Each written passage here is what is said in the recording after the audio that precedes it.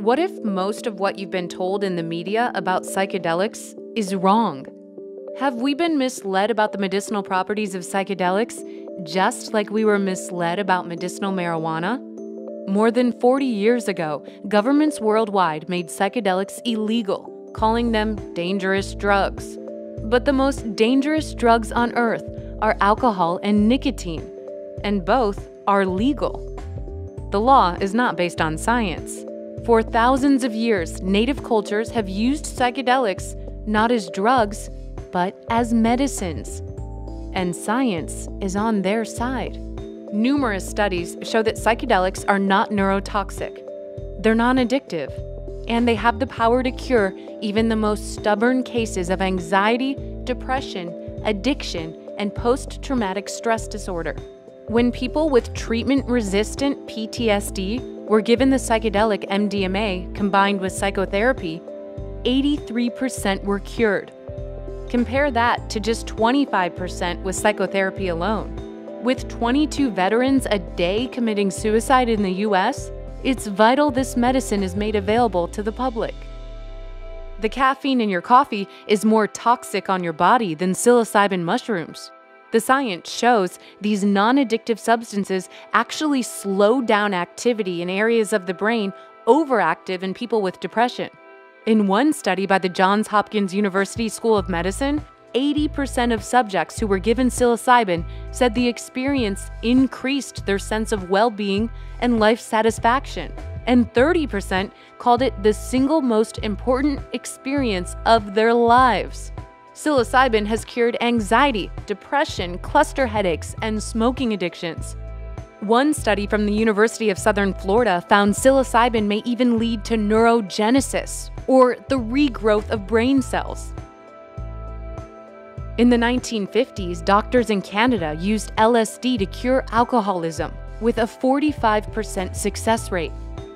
Even Bill Wilson, who founded Alcoholics Anonymous, used LSD to cure his debilitating depression.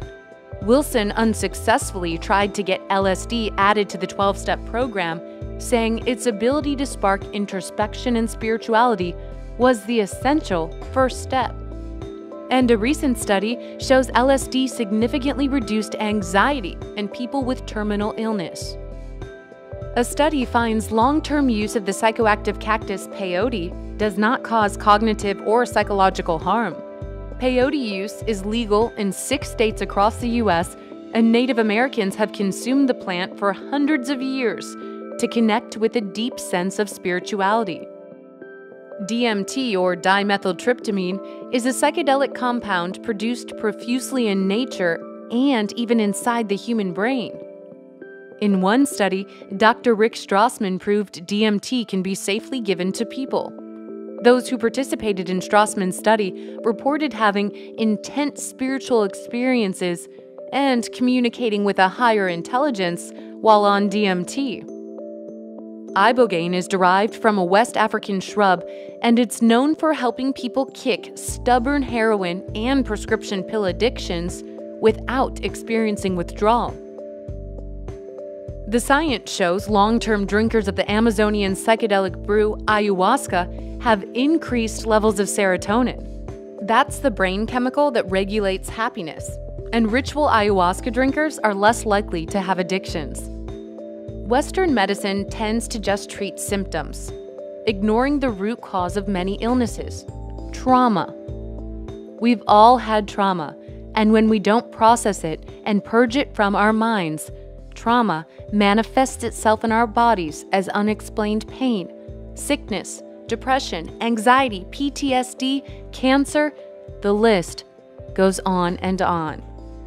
When taken with the right mindset in a safe setting, psychedelics can heal trauma.